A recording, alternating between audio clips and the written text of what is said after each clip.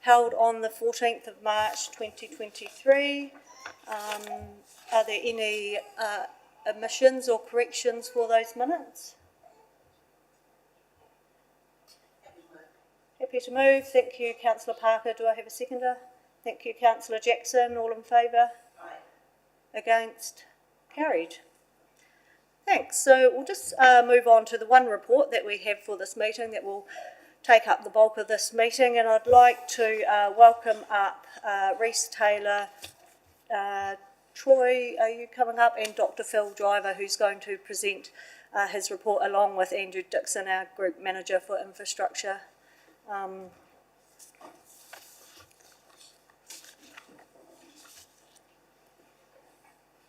So if I just, while you gentlemen are getting organised, just the purpose of the report is part of the long-term process. Council agreed, the long-term planning process, sorry, Council agreed to develop a Timaru District climate change strategy.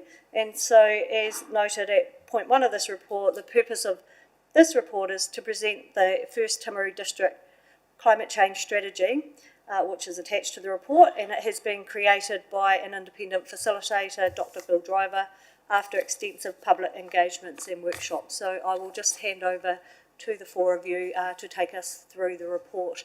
And I think we've allowed half an hour for the presentation. The longer you take, the less questions we'll have. So you might want to allow some time for the questions at the end. So that would be fantastic. Thank you. Madam Chair, good morning, councillors and Mr Mayor. The piece of work which we're reporting on here is a work in progress.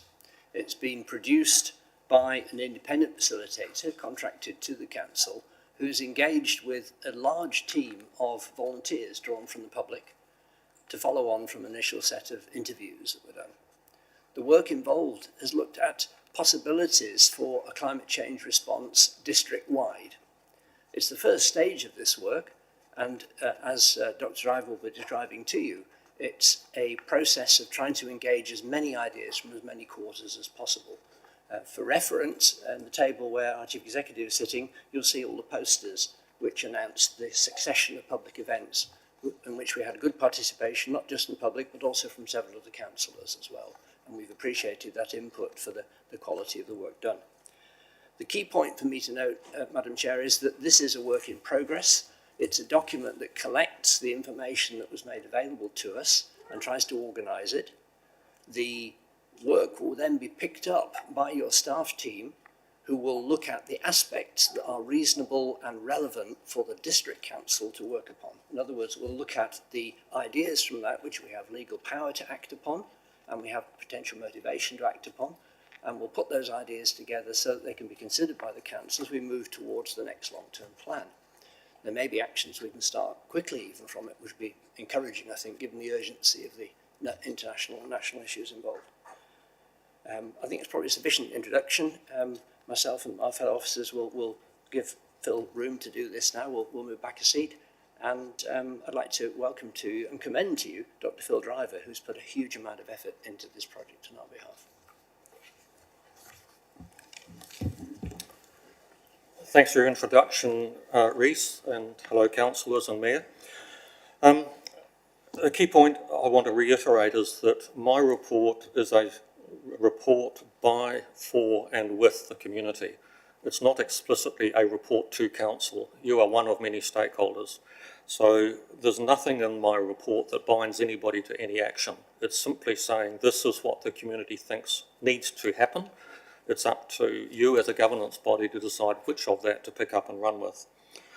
I'm presenting on behalf of our community. I've had quite a few apologies of people who would like to be here, couldn't make it. Climate change is an enormous topic. I'm sure you've read my 74-page report and digested it all. That's the first stage. We're probably looking at 200 to 300 pages by the time we address all topics. So it's a compendium of information. We've received hundreds of ideas from the communities through 8 3-hour workshops with the public. I'd very much like to thank our community who are here. They provided invaluable ideas throughout the process. I'd like to thank staff, especially Andrew, for having supported me through this, and Rhys and Troy, who've been invaluable through the workshops. particularly like to thank Michelle and Nigel, who have turned up to quite a lot of our meetings. You're on our advisory committee, and I've received a lot of positive feedback from the community saying thank you for respecting the problems that are out there or the challenges we've got. The fact you were there really made a difference. So my agenda, next slide, here we go. So I'm just going to touch very briefly on some of the key messages because they're in my report, touch on your commitments, talk about the difference between governance and management, the fact you've been appreciated, your leadership, you stepped into a space you didn't need to step into, but you've done it anyway, and that's been acknowledged. Two key governance issues that we want to address, and then we'll come on to the discussion after that. So the key climate messages are on the front of my report, the first three of those in particular, or in fact I suppose all four.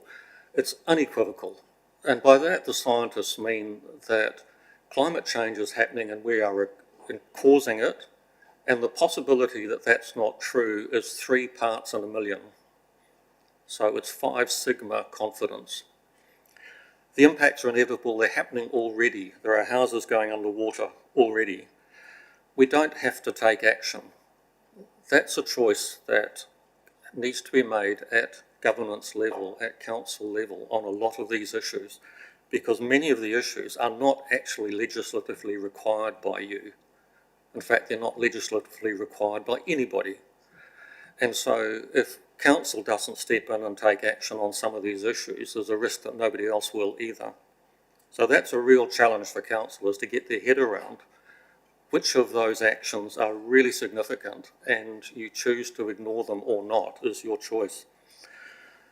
The constraints we're facing is what I call climate action hesitancy. A lot of people say, yeah, we've got to get on and do something about climate change as long as everybody else does it. And there's a whole range of reasons for that. Some of the actions that people would be prepared to take are actually not enabled. It's all very well to say to everybody, use public transport, but if it's not available, they can't do it. Lack of locally specific information. We've got technical or geophysical information on where the sea's going to end up, the coastal erosion. What we haven't got is information on what's the cost to our overall community. For example, if you have to shift the main trunk line, and I'll come on to that. So a lot of the financial, social, environmental and cultural costs we don't know, and that's where we've got to get a lot more information. Legislative uncertainty, the RMA is being changed. A key change is going to be the National Adaptation Plan, because that is going to have clauses in there about compensation. And it doesn't matter how many plans you come up with, a lot of people won't act unless they know who's going to pay for it. Are they going to pay for it? Is somebody else going to pay for it? So we're a bit stuck there until we get some of that central government legislation coming through. Table 2, 2.1 in my report, I've made a stab at the scale of the challenges that we're facing. What's the scale of the losses? And if we look at something like agriculture, value 1.6 billion, something like that in our district, if that gets a 10% hit from a single climate event, that's a $160 million hit in one go. We put that in the context of Cyclone Gabriel, that the cost of that's estimated between $9 and $11 billion. So the scale of the challenges we're facing is huge.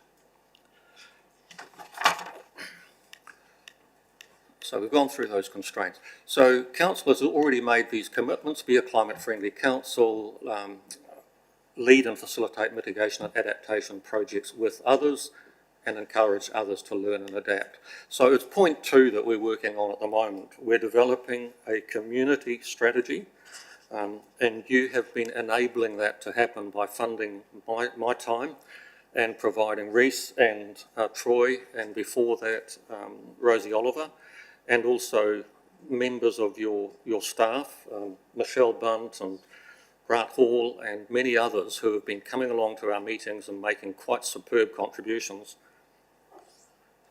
In fact, if you want to know anything about water, Michelle Bunt is a walking Google about water. You can ask her anything. It's incredible resources that you've got there.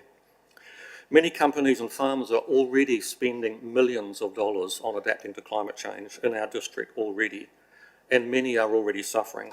Couple of examples, the Peel Forest flood a few months ago, one farmer lost 80 grand.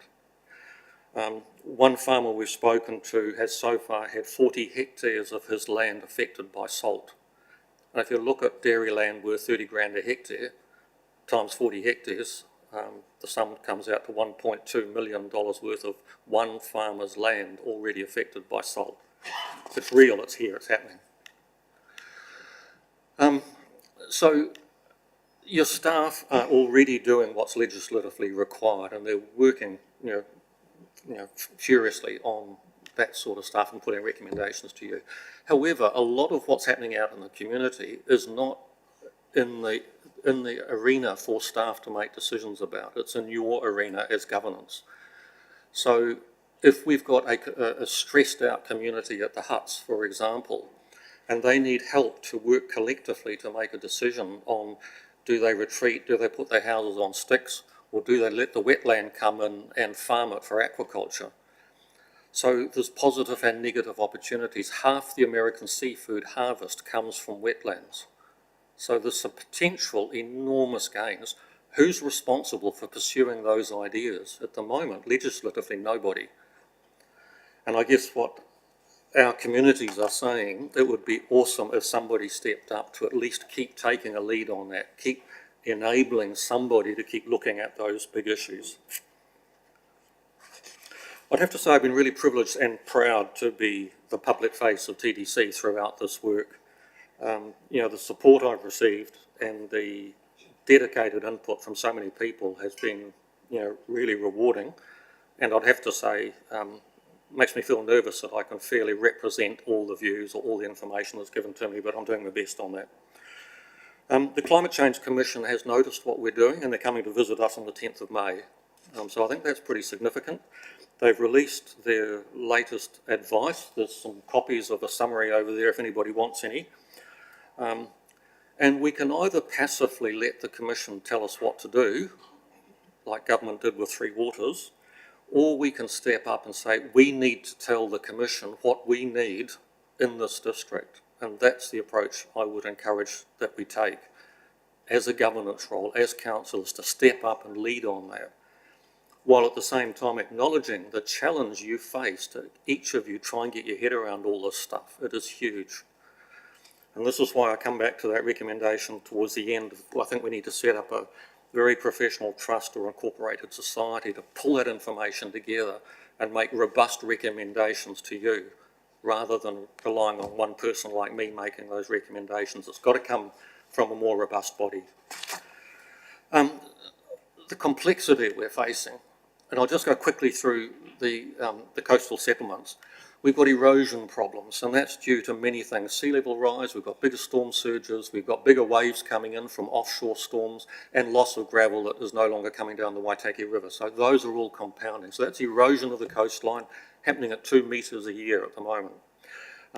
Inundation, which is flooding rather than erosion, that's also caused by sea level rise. The lagoons being overwhelmed from river flooding. So the lagoon at Milford has shrunk substantially, so when we get a big flood coming down the river, it fills up really fast and floods the homes much more quickly than it used to. So there's multiple effects happening there. Civil defence, I know, are working really hard to address people's lives out there. Is our community ready to act? The people in the huts, some people are saying, I'm ready to leave now. Others are saying, I want to stay here till the last minute. Some are saying, we want to go individually. Some are saying, we want to go collectively. And they're really looking for help and facilitation and guidance to collectively reach a decision as to what's going to work for them. And that's then going to have big implications on planning. They don't know if there's going to be any compensation. I think government will make some available, probably not very much. Then managed retreat. It was interesting at one of the workshops we had on coastal inundation and erosion. There was all sorts of things being put on the table, a lot of reluctance to act, and our mayor stepped in, Nigel, thank you very much, and he changed the tone of the meeting with a single sentence, essentially saying, I think managed retreat has to be on the table. And coming from the mayor, coming from one of the leaders in our community, that really made a difference. It enabled a whole lot of people to say, actually, yes, perhaps we need to at least have that on the table. What does managed retreat mean? Where are they going to go to? If they want to move as a community, the communities are saying we want to keep our community cohesion, we want to stay close to the river, so they want to move upstream up the river, but that's farmland, so that would need rezoning to enable that to happen. So just on that issue alone, we're looking at tens of millions of dollars of costs. And we all like pictures, so there's the Milford huts. So see the coastline on the right. 30 years ago, that coastline was 60 metres further out to sea. So that has moved inland by 60 metres in the last 30 years. The lagoon is shrinking, and so it's flooding much, much more quickly. Another example, main trunk line. There's threats to that at the moment from climate change. That will have a huge impact on the port, of which you're a shareholder, and transport. The railway is currently acting as a stop bank, and it's protecting the Redruth landfill, and it's protecting a lot of farms. So if the railway line were moved, it's going to have a lot of impacts other than just transport. It's going to affect a lot of other land, including Redruth. So is KiwiRail going to protect the existing line or shift it? And if anybody can find an answer from KiwiRail, I'd love to hear it, because we've been trying to get the answer to that question. Somebody might know. I'm hoping Susie Ratahi might be able to answer that for us at some point.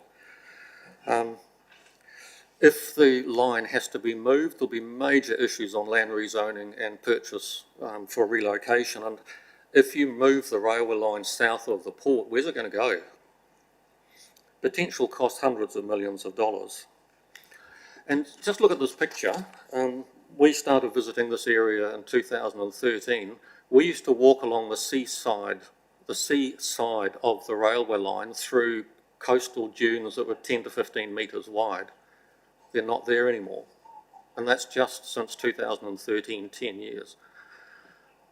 Those rocks are temporary, because the coastline isn't just moving at the surface, the entire beach is eroding, going out several hundred metres into the sea. So the coastline is sinking in effect. And if you think a stop back's going to hold it, have a look at that photo. So we've got a 10-metre high cliff essentially, and that is also eroding at a metre or so per year. So a big wall, a big stop bank isn't going to stop the sea level rise and the bigger storms and the bigger waves we've got coming in. And just going back to that photo, Redruth landfill is on the far left. If we have a sea level rise of 0.4 metres, the sea will be lapping Redruth landfill. Tonkin and Taylor's report is saying we should plan on 0.8 metres, so double that sea level rise by about 2100. So if that railway line goes, that coastal erosion is going to happen a lot faster, and it's going to come in towards the Redruth landfill. You've got huge expense already removing the landfill down at Peel Forest. That will be a pittance compared to trying to manage the impact of the sea on Redruth. Now I'm making some somewhat speculative statements here.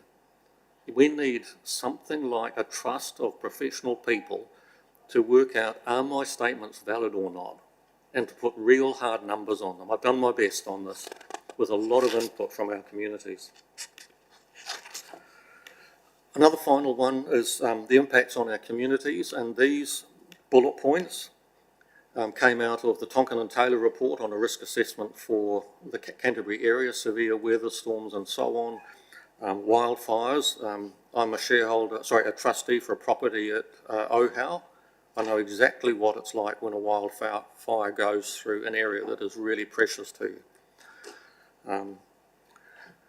We're getting sustainability demands from overseas customers. Tesco has already said to New Zealand farmers, if you don't produce stuff sustainably, we're going to stop buying it. Canada has already stopped buying some of our seafood because we're not protecting our Maui dolphins. So our markets are going to be impacted by people from overseas, by what's happening overseas. A really big one that most of us, well, I think many people ignore, is this one, climate refugees. Currently in Asia, this is their springtime, they're experiencing a heat wave of temperatures of 40 degrees in springtime. Because of the high humidity, the effective temperature is 54 degrees. That is completely unlivable. And so the forecasts are that within the next few decades, there will be 2 billion climate refugees. These are people mainly at either side of the equator who have nowhere to go. If New Zealand accepts their share of those refugees, and if South Canterbury accepts our share of that, we're going to be looking at 20 to 30,000 climate refugees coming here. If I'm wrong, I'd love the data. If I'm right, how are we going to manage that? That could be managed in a way that makes this place absolutely thrive. Are we going to welcome peasant farmers who can grow an awful lot of food on a small bit of land with low inputs, or are we going to welcome computer scientists and fashion designers? If the climate refugees are coming, we're not going to have a lot of choice about them coming. So it's a topic I think we've really got to get our heads around, and that's not a topic for staff to get their head around, it's a topic for your level of governance to get your head around. All of these will contribute to farm production losses. I say 10% of $1 billion, if we have an event that causes a 10% loss, we're looking at 100 million from a single event. And I think that's hugely conservative if you look at the impact of Cyclone Gabrielle at 9 to 11 billion. Some homes are already being damaged right now out in the huts. Farms are being lost. Our communities, and this is really important, are getting very, very stressed, but there's a potential to convert stress into invigoration. Can we convert retreat from a piece of land to changing the story so it becomes movement to a better situation, not a worse situation? And that will take a lot of leadership to get those stories across.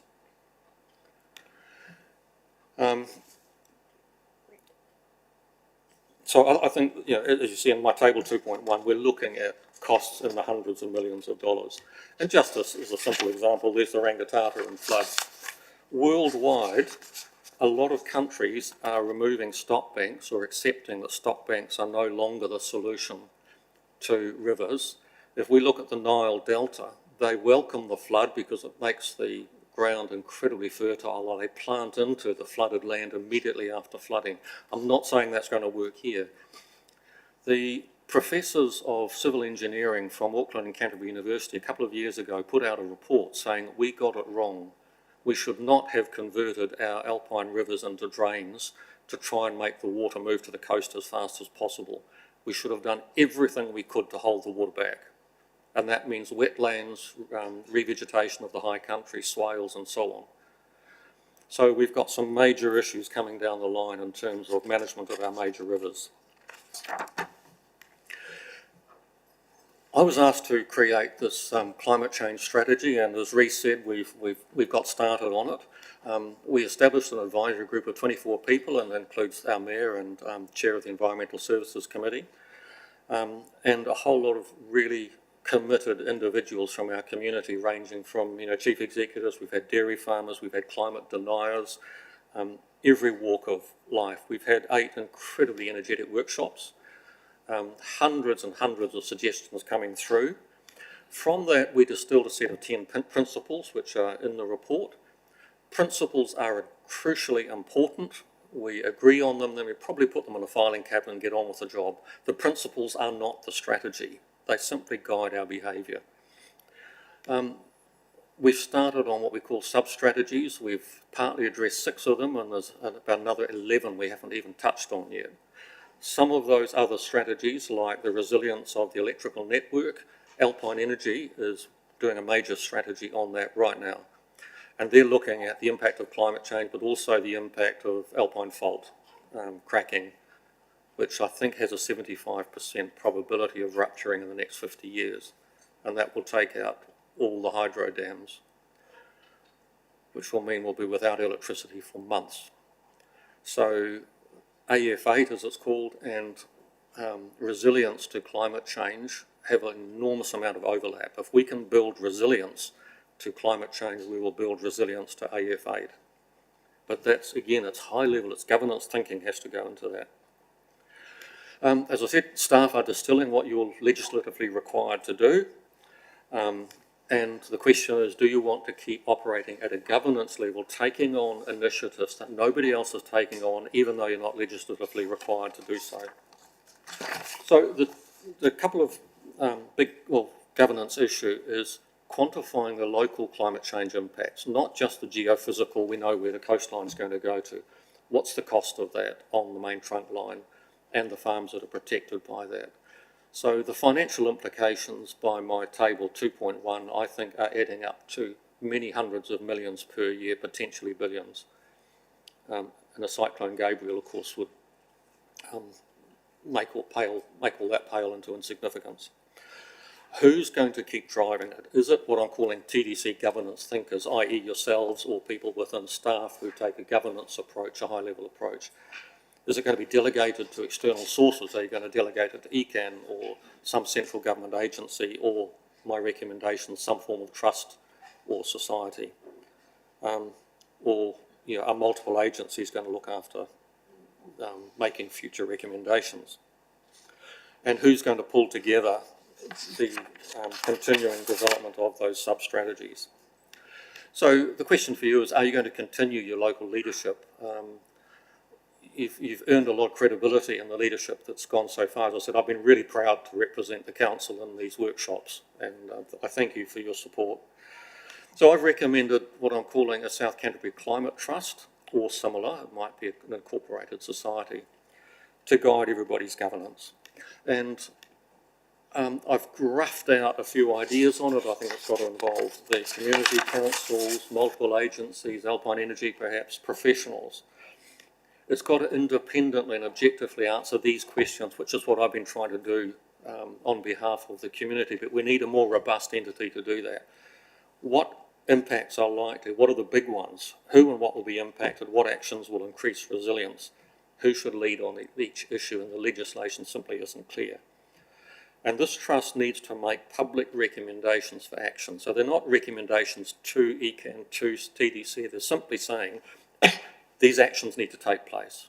It's then your choice to say, we think these particular ones fall under the gambit of Timaru District Council.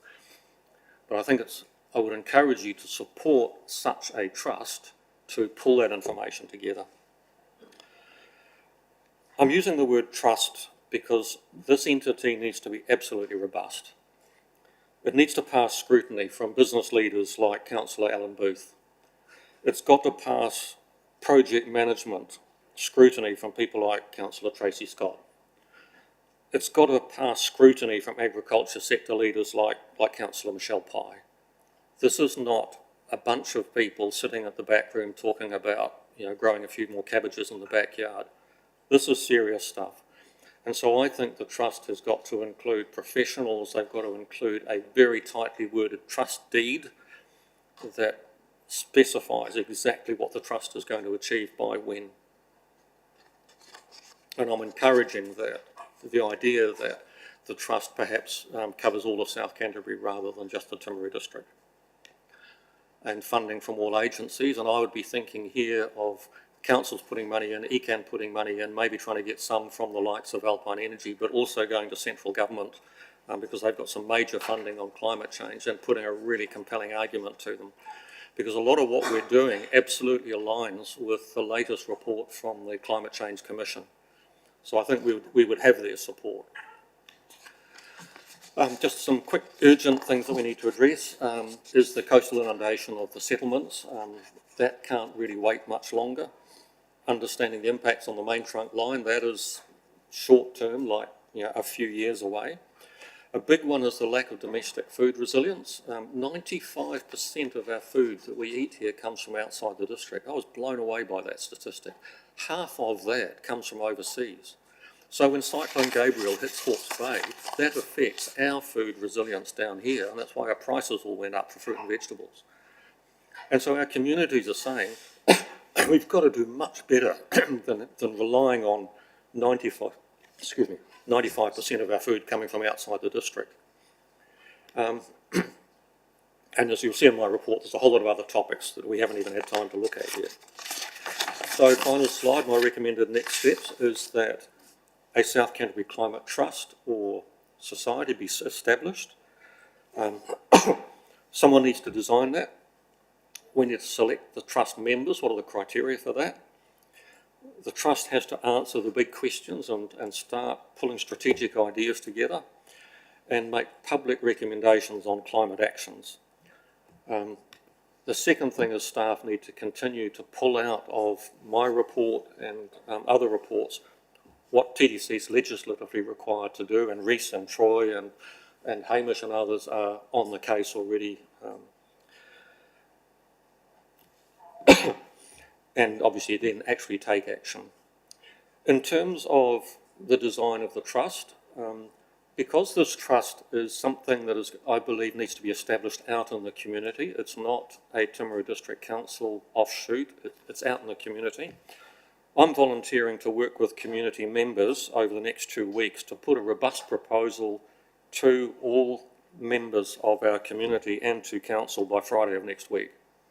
So that will be my attempt at a trust deed, at some rules around membership and what I believe that trust needs to do. So I'll produce that report and submit it to you and everybody else to do whatever you like with it. It'll obviously go to people like Andrew to decide what they want to do with it.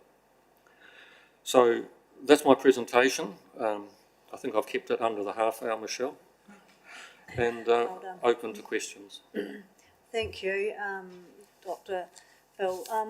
Just before I open up for questions, and I'm conscious of time, I just would like to caution councillors not to start a science debate here. Whatever your view on climate change, I think we can all agree that we have some urgent issues in the Timaru District that we need to address, like the coastal inundation that Dr. Driver has referred to. So I'm just encouraging you, rather than focusing on the things that you may disagree with in the report, can we just focus on what the next steps should be? And I think we'll end up with some solutions then, rather than just agreeing to disagree. So I'll open up with that to the councillors if anyone has any questions or comments. Councillor Booth. Yeah, thanks, Phil. You're on your page 38 of your 75 report. I'm encouraged you've read to page 38 of a big report. Thank you for doing that. So collaborate with commercial food producers, work with commercial food producers, processors and industry to inspire and document ways to increase the amount of food that's produced for local rather than international consumption. So how would you see that as a, I mean, McCain's, do you want everyone to be growing small plots of potatoes or something? Or No. So explain what you mean by that. Okay. I'll address the plots of potato one. If 10% of homes in Timaru grew food, in order to feed the district, each of those homes would have to produce 65 kilos of food per day. That's not the solution. The solution will come from the commercial sector. And so right now, Lincoln University has got a postgraduate program looking at what alternative crops would be better to be growing in Canterbury. And so we're planning a workshop on the 10th of July, open to the public, where I'm hoping to get speakers from there to say, these are the things we could be doing differently here, some of which could be consumed locally rather than primarily growing for export. So while I've had 5 years at Lincoln in agricultural production, I'm certainly not the expert in this field. Councillor Pine actually challenged me on this in one of our workshops, saying, Phil, you're not going to grow enough vegetables in people's backyards. It's got to come from the commercial sector. So what's this got to do with the direct implications that we actually are responsible for in order to put something around? Probably what I can see is what coastal inundation, I can see that's an issue. But I see this stuff coming up in such things as this in the report. I don't really see how relevant it is to our ratepayer who actually are going to foot the bill, and they're actually footing this bill for your report. Yep, that's a good business question. How is it relevant? I mean, what's it got to do with things here? And it's an excellent question, and to some extent it's your choice as to whether you think this is your area of responsibility. So why I think it's your area of responsibility is that part of climate change, we're going to get a lot more diseases and pests going through a lot of our crops, which will become unviable.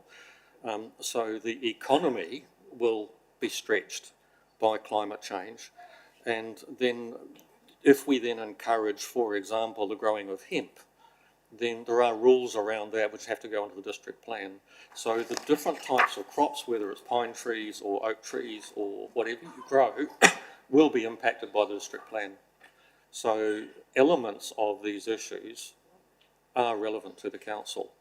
And I think the role I'm encouraging the council to play here is to help your communities work out what they can do and then come back to you and say, look, in order for us to grow different food, we need you in council. Can you tweak this? Can you change a little bit here and there, and then so that we can get on with it? So it's not that you're going to take a lead on these issues. It's more a case of helping the communities work out what needs doing and then be responsive when they come back with specific requests. Just before we carry on, Councillor Booth, Councillor Scott has something to add. Sorry, just to add to that, with my Venture Timaru hat, we're actually doing that work, Dr. Bill. So I encourage you to speak with Nigel Davenport. We've commissioned a report that looks at alternative crop options, and we're looking at resilient crops throughout the region. So we're actually commissioning a report. We've actually got a working group as well. That's good. Thanks for the update. So I encourage you to connect with him because we've actually started some of that work. Yep. So I have had conversations with Nigel, but I hadn't realised it had progressed so far. Yes, so it has. that's I mean, that's exactly the sort of feedback Yeah. I'm looking for, because I've got this deluge of information coming to me. So I appreciate that. Thanks. Mayor Nigel has something to add as well. Oh, yeah, thanks. And I think, a really good point around what VT are doing. And I think the key thing is that needs to come out of this is what are the priority areas for what group and who actually leads that moving forward. And, no one wants to replicate work that's already being done. And that's the key thing. And that's across other forums such as Canterbury Mayors and, national work and those sort of things as well. So, for me, this is around how we get our next steps for what are the key things, priorities that TDC should be lining up, what are some that might sit out within the community, what are some of the things that we need to advocate for, such as, better alignment with that energy strategy with, ECA. We know that, they're funding decarbonisation, but actually haven't thought about future energy needs. And so it's where it all fits. But you raise a very good point that we don't want to duplicate anything that's already been done out there. Great. Yeah. I will come back to you if you have other questions, Councillor Booth, but we'll just go to Councillor Piddington. Thanks, Phil. Look, it's a really good report, but for me it's just too big. I mean, as a council we need to focus, because everything we do is a cost to the ratepayers. I'm not a climate denier, it's real, absolutely, but things like the coastal communities, yes, we need to deal with that, and there needs to be an organised retreat. We've seen what's happened in Gisborne. Another thing the council needs to be doing is ensuring we have resilient infrastructure. So if we have a weather event, we still have roads and can deliver water. I mean, I get your point about rising oceans and refugees, but I don't think we take 2,000 refugees a year at the moment under a variety of things. So the stuff in there, unfortunately, I think is just too big for us. It's an acknowledgement. So actually, we need some time to digest this, I think, before we vote on going any further, and actually fine with the trust and moving that forward. That seems like a good idea, but some of these statements are just too big to digest, and we really need to bring it back to something real that we can deliver in council that affects our community immediately. And those wider goals later on, the trust can be involved in that, however it's set up. But the problem I see in that is Mackenzie District Council have no interest in coastal inundation because they don't have a coast. So, I mean, and I'm a bit wary of creating yet another group, whatever they are, without having really specific goals around and things that are achievable, just not broad statements. So that's where I said I think we should, because I wasn't really, to be honest, I had to read the report a couple of times to see what the actual recommendations are and where we're going forward. So I don't want to adopt something we don't really understand where it's going. So can I comment on that? And I think this is where it's really important to distinguish between my report, which is a community report, and the report from Reece and Andrew, which is the recommendations to council. So my recommendations are not recommendations to council, they're simply saying these things need to be done. So refer to the much shorter report from Andrew and Reece on that. I think in terms of, can I write a shorter report, the answer is no, because the sheer scale of what we're addressing, it's like trying to write a short report on the economic system of the planet. Climate change is massive, there's many, many issues, and I've made it as short as possible. Honestly, that 74-page report is the short version. Look, And I'm not arguing on that. What I'm Yes. saying is even Reese's recommendations, I don't really understand what we're recommending. Yep, and so this is where rather than me as one person making recommendations, you're saying, well, do we trust Phil as one person? This is where I think if you had a trust where the trust has people who have got the time to really look into the issues and they come forward with recommendations, that's going to be a hell of a lot more robust. And I think that's what you need to support you, because for all of you to try and get your heads around this is impossible. It's a huge topic. And I think you need this trust as a credible body to advise you alongside your own staff advising you on what is immediately relevant. And I think we need the two going in parallel. I've already said I think the trust is a good idea, but we need to know how we're funding it. I'm not agreeing to something and then it's 100K from us. It needs to be much more robust than set up a trust with these representatives. That's why I'm going to get a proposal to you by the end of next week. Okay. I stand by my points that Yeah, I think it's very confusing what we're actually trying to do here. And I'd like to see us work through something with Michelle to something far more succinct so we all understand what we're buying into and agreeing. Because some of these are national issues. And when we sat at this table, Phil, we agreed we didn't want to go down that rabbit hole of trying to do something that needs to be nationally driven. Agreed, totally. Because it just won't work. Yep, agreed. Yep. Thanks, Stu. Certainly, the next stage is for us to go through this report and basically disseminate what council can control and what we should be doing. And so this is really just a report on the outcome of all the community discussions that have been had, a whole lot of ideas, and then, some of them will be council initiatives, others will be community initiatives, and maybe the trust is used for that vehicle to progress those ones. But that is the next step. This is just a lead-in. Is there anything you want to say, Reece?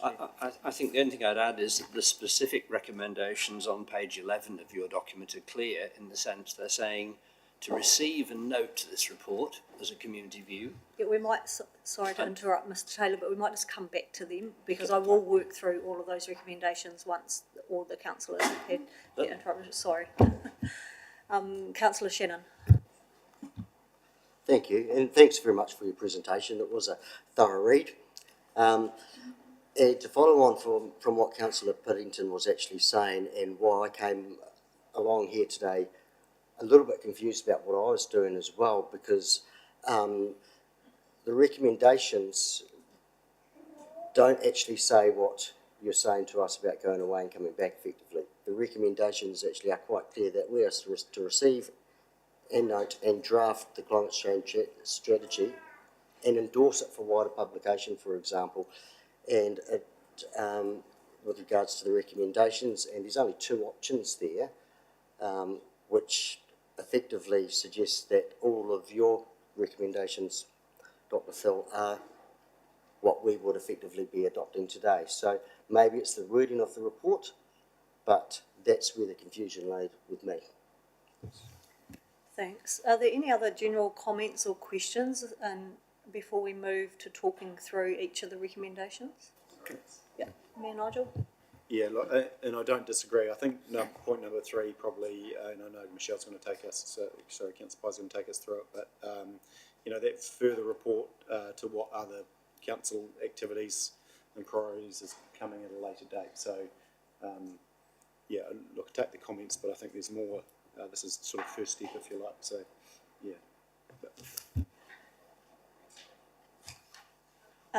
Councillor Scott. Sorry, I just want to acknowledge and thank everyone, obviously including you, Dr. Phil, but the wider team, your 25 members and all the community that participated in your workshops to get to this stage. For me, I felt that our responsibilities too is about reducing our debt levels so we can be responsive to climate change and so that we can mitigate it. So for me, those accurate modelling around the economic impacts will be really important to someone like me, the positives and the negatives to climate change. You know, you could listen to Dr. Elizabeth Mackenzie, the past ECAN councillor, who would suggest that climate change would be good for South Canterbury, warmer weather, higher rainfall, increased productivity. So, you know, there's the way we need to look at both ways of looking at climate change in a positive and definitely a negative light. Obviously, coastal inundation in our coastal is real, it's there and it's happening, as you say, at a rapid rate. So for me, I really appreciate this report. It did take me 2 nights to get through it, to really to make sure that I was informed today. But I would really like to see some more work, you know, that's coming out from the ECAN strategy, the Canterbury Mayoral Forum's climate change strategy that I think is not far off as well. And obviously those central government legislations is going to be key to how we progress locally as well. So, and just around that trust, I do like the idea. I'm hesitant to go, yes, run off, let's go with it. I'd love to see it back in the strategy and how that's going to work. Definitely not opposed to that. I think that's really a good idea, but I'd just like to see some more work around how that strategy, that fits in with the overall strategy. So that's just my personal views on the trust. But thank you very much to everyone for their work. Yeah, sure. Just a quick comment in terms of the positives and negatives of climate change. They're going to affect different people. So some people are going to do very well out of it, and some people are going to be absolutely shattered. And the message, I think it was this first of our principles, was around equity, is can those who are going to do well support those who aren't? And that just came through from everybody in our communities. It's one of the reasons we shifted here. I was looking all over Canterbury for somewhere to live, and I found the strength of community here was unexpectedly good. I came out of the Christchurch earthquakes, been through a community growing and then dying again. So after the earthquakes, we had a really strong community. Within weeks, it had faded away. And yet I came down here and the sense of community was stronger and permanent and resilient. And I think that's something we really can build on. And this is where I think if through the trust or other mechanism, council and others can help facilitate the constant building of that trust, the constant collaboration, I think is where we really can make a difference. So I appreciate your points and thank you for reading the report. Thank you. I'm conscious, Councillor Booth, that I interrupted you before. Did you have anything else to add? Or? Yep, so okay. Thank you. So we'll just move to the recommendations at the report. Before we do, I haven't really made any of my own comments, but I'm just conscious that we are looking at a 12.5% rate rise for the next year, and we need to be really clear about where we spend our money as a council. And I'm also conscious that we actually need some actions, and so I thank you for the time and effort of yourself and the community, and some of those issues have been highlighted through this process.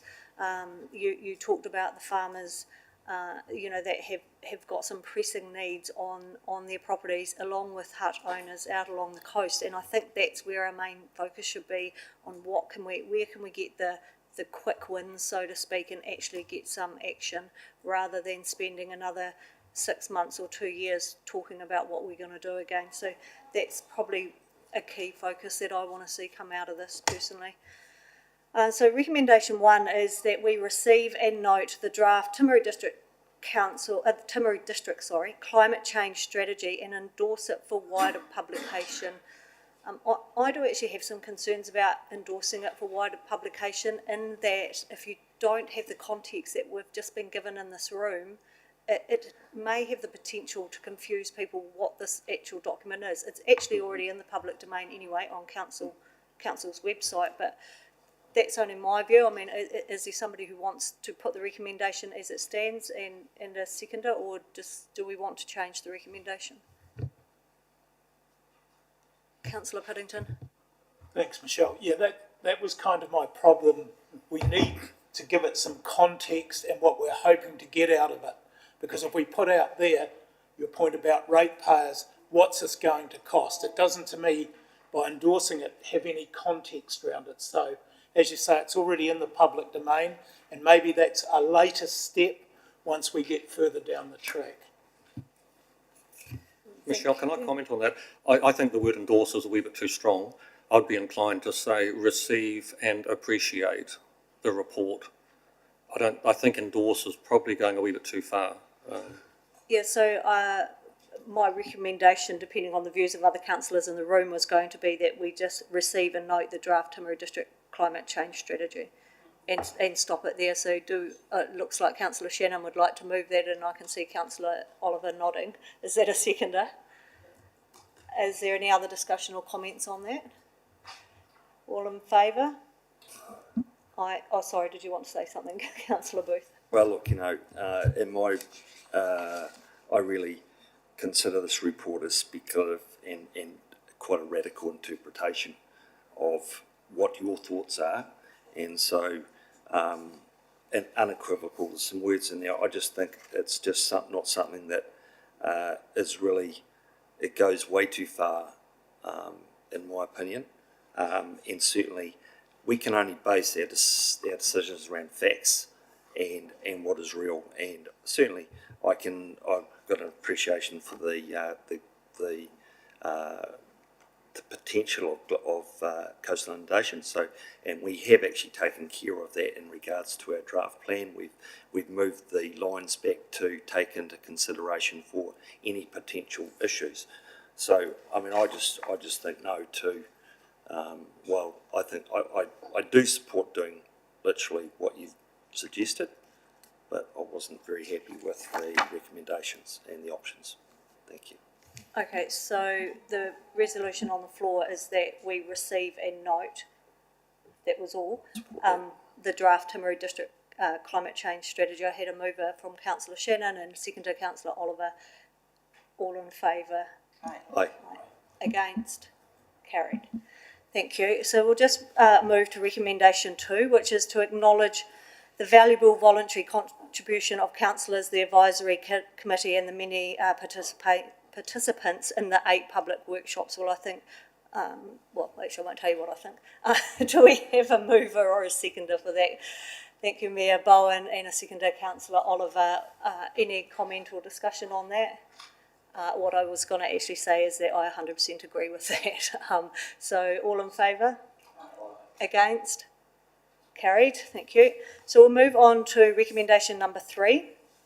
The recommendation as it stands is note that a further report and action plan on recommendations distilled from the draft Timaru District Climate Change Strategy that are relevant to council activities will be presented at the July meeting. Do I have somebody who would like to move and second that, or is there somebody that would, or is there discussion on that particular point?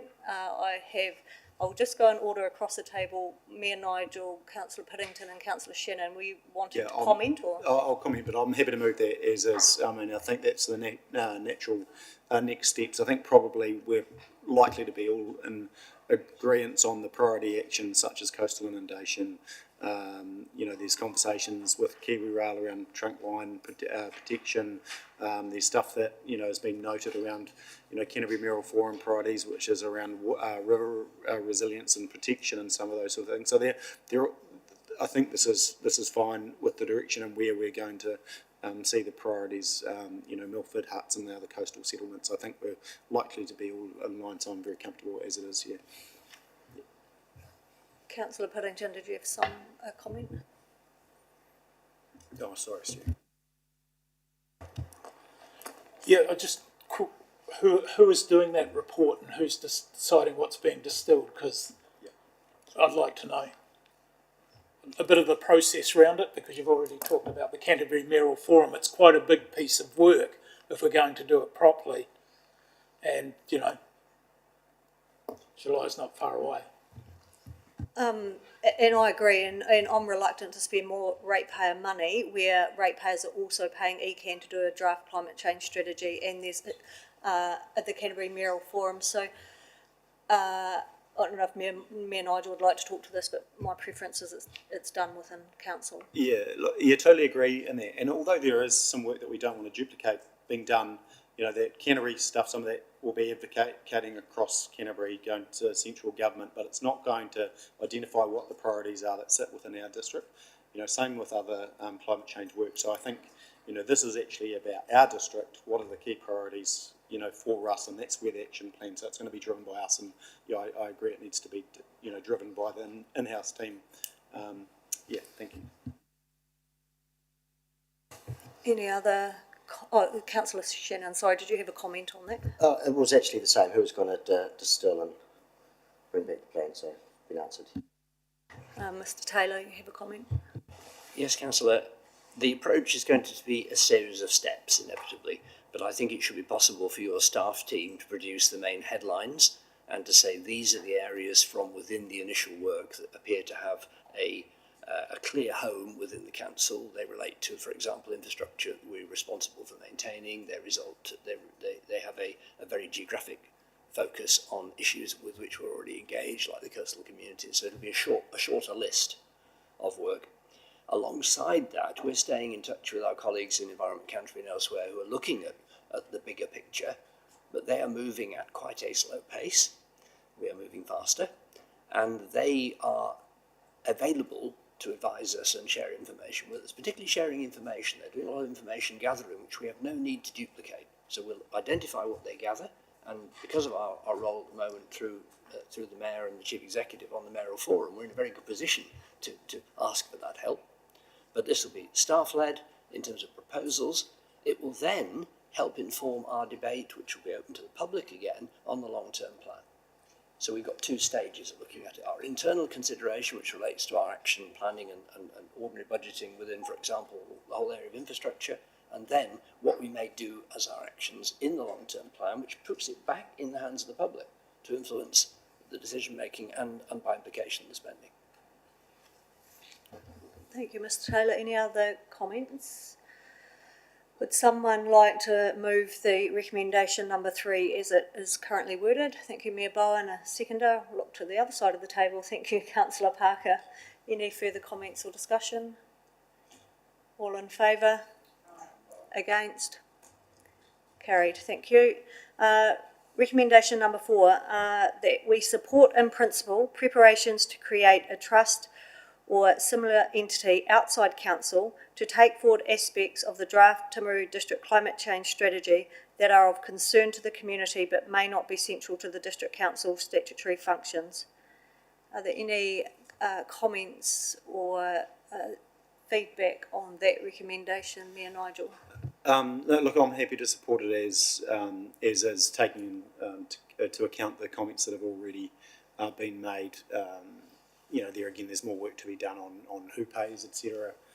But also, what are the funding opportunities? Because there's going to be a lot of funding nationally in this space, which, you know, we can tap into. So, you know, if you are, you know, the first cab off the rank, sometimes, you know, got the opportunity to, you know, get into that funding. So, yeah, I'm comfortable as is, and just let's have the officers have a closer look at it.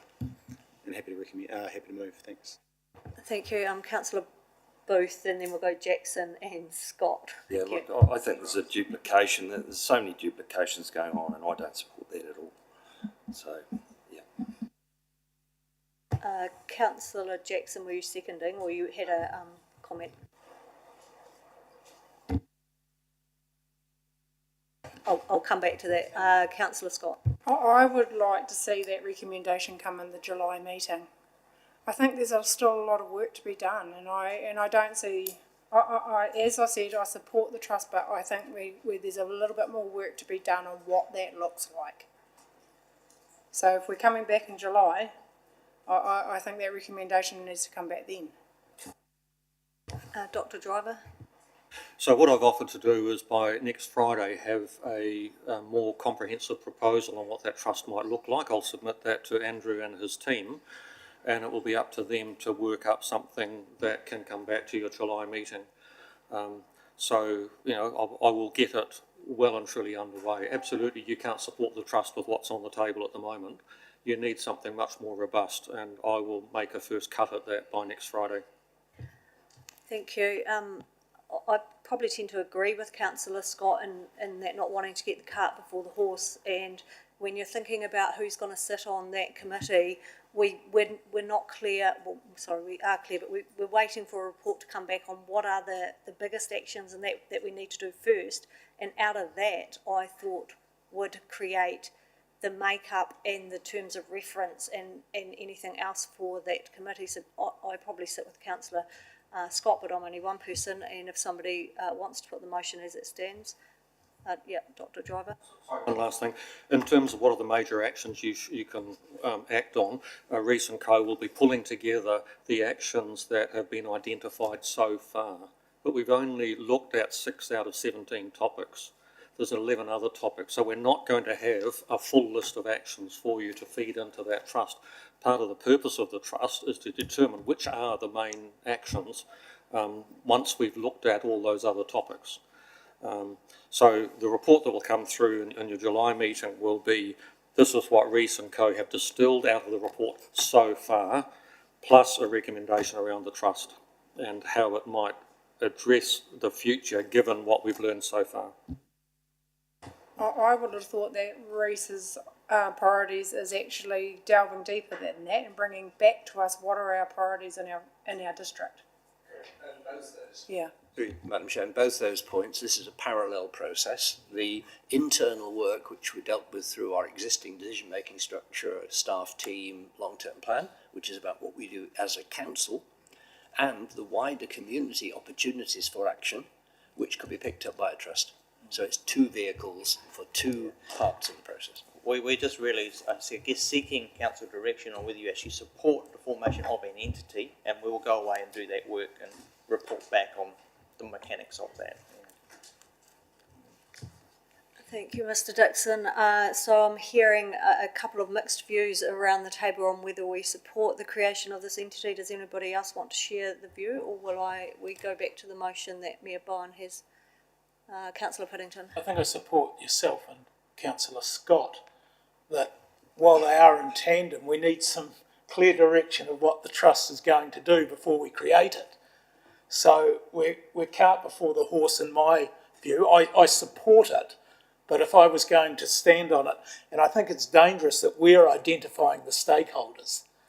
If it's just a trust that we're going to support, you know what I mean? It's almost as though we're directing who's going to be on it in the way it's presented there, which I think is dangerous. So perhaps the recommendation, if I'm reading the room right, is that we support the council officers bringing back to us, and it will realistically have to be July, won't it? Because our meeting is next week and then July after that, along with their report back based on the strategy, together with some a recommendation about the trust and how that might look, and then we decide at that point. So the question now is, do we support them going and doing that work? Have I... Councillor Booth doesn't, but is there somebody who would like to... I think it's way too broad and it's so speculative. Nothing, as I said, there's nothing factual in this report. So I think it's way too broad. But that's the point, Councillor Booth, is the officers will come back to us in July with a firmer proposal about supporting the trust, and then we can discuss and vote on it at that point. Well, surely we need to redefine the scope a little bit more, keep them actually concentrated on exactly what we're doing here in our local region. Are you talking about the scope of the report they are doing, If they go or the away scope and do of the that, trust? we don't want, this is like saving the world. We're actually South Canterbury. So what is directly relevant to our ratepayers here in South Canterbury is actually what I'm saying. And we've already moved recommendation 3, that's instructed them to go and do that work. And so this recommendation is purely about, do we support in principle the creation of the trust? Or, officers going away and bringing back to us at the next meeting what that might look like, what support looks like, and we make a decision on it then. Well, no. Does somebody want to put... So I will move that. Sorry, Ash, I'll go back to Nigel, who moved the original recommendation. Yeah, look, I'm actually comfortable with as it is, so I'm happy, and I see Councillor Jackson had seconded it, so I'm happy to have that put to the council. And Look, I think we're overthinking this. There's going to be two work streams. There's going to be council work streams. There's going to be work streams outside of council, and it's only to support and principals preparations too. So that when we come back in July, that there's lined up, they can have a lot more information for us on both sides. So I think we're just overthinking. That I think we're still going to achieve the things that are important to Timaru District and South Canterbury. So I personally don't have any issue with it. Okay, so we have the resolution on the floor, proposed by Mayor Bowen and seconded by Councillor Jackson. All in favour? Or we may have to raise our hands actually, thank you. All in favour? 1, 2, 3, 4, 5, and against? I want July added in there. It needs to have some words around there about it being presented back in July. At the moment, it doesn't say anything, just go off. Okay. Sorry, Okay. just a point of order. I think as far as standing orders and process, I think the comments are, yeah, I'm sorry, but I think that your point's relevant, but probably after the fact. Yeah. I think, sorry, well, the motion's on the floor and we have 5 in favour and only 9 people at the meeting, and so the motion has been carried. Thank you. Resolution 5, I'm not sure if we need to put this, given the previous conversation, but that council officers investigate the feasibility and method of creation of such an entity, identifying potential stakeholders and funding. So is there anyone that would like to put that to the floor, because I'm not sure that it is required? Yes, Mr. Taylor. Probably true that it's covered in the previous recommendation, but Councillor Scott, this is the point where you could say the timetable for it. So if yeah.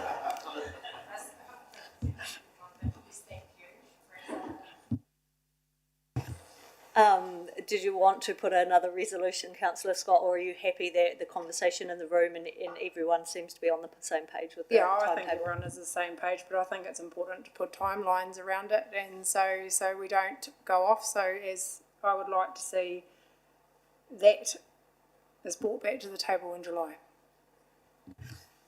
So are you moving a resolution that the reports are brought back to council in July? Yes. Do I have a seconder? Thank you, Councillor Piddington. All in favour? Aye. Against? Carried. Thank you very much. So I think that is the end of the meeting. Oh, no, sorry, I always forget to do this and I've got it on my thing. Sorry.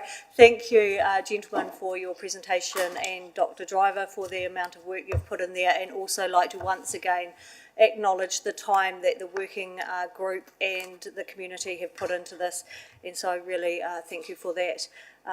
And with that, I think we've moved all the recommendations, so there's nothing more to do there. All I need to do is close the meeting at 11:16, only about half an hour late. Thank you.